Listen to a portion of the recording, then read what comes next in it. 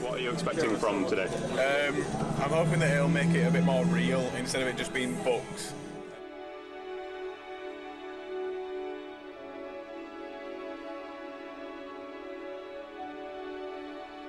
I'm not really sure, probably to be kind of moved and be a bit like surreal and not really understand as much until I get there.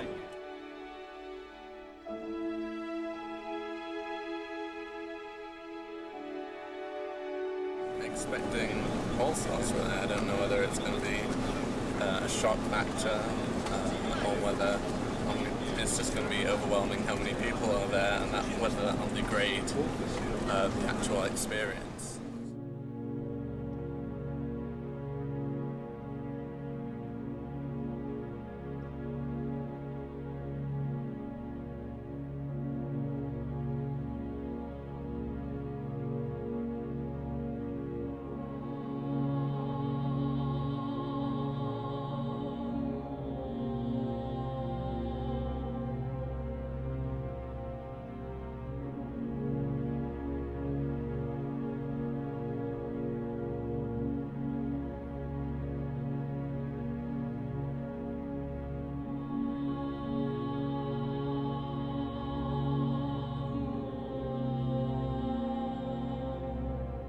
The Nazis gave the population permission to target Jewish homes, Jewish businesses, Jewish people and synagogues.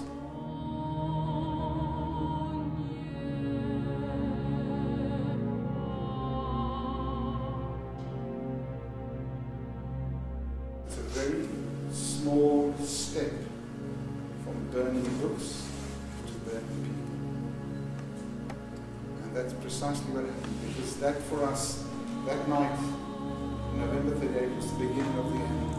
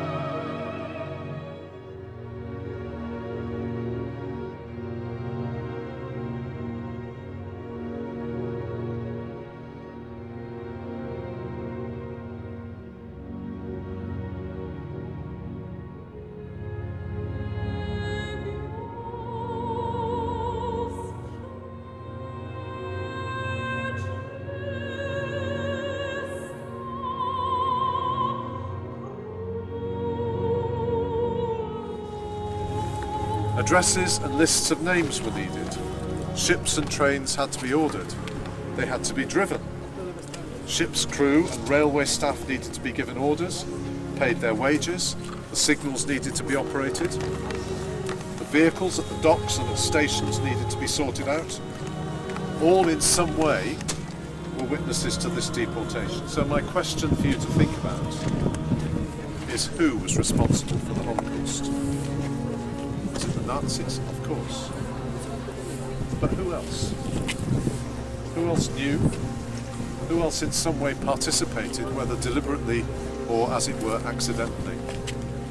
Who saw? Who felt they could do nothing? Who did nothing?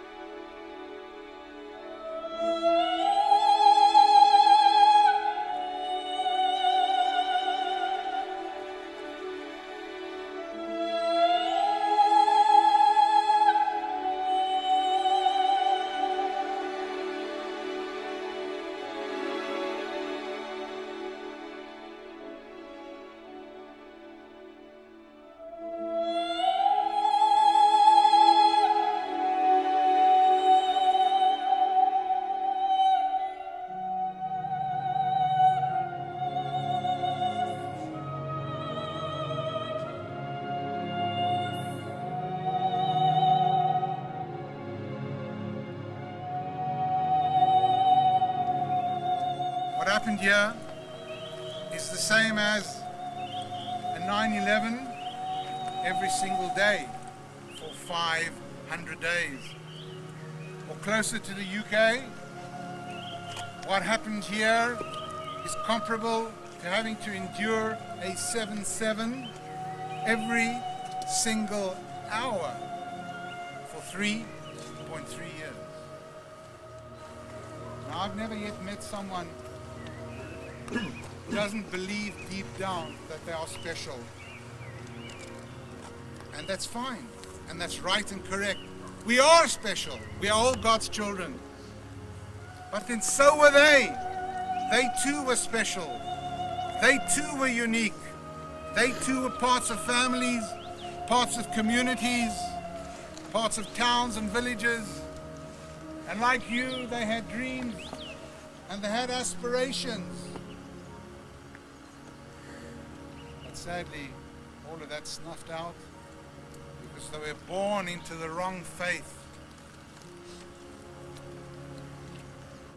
So why we do not forget, my friends, sadly, time itself gives us the answer we didn't want.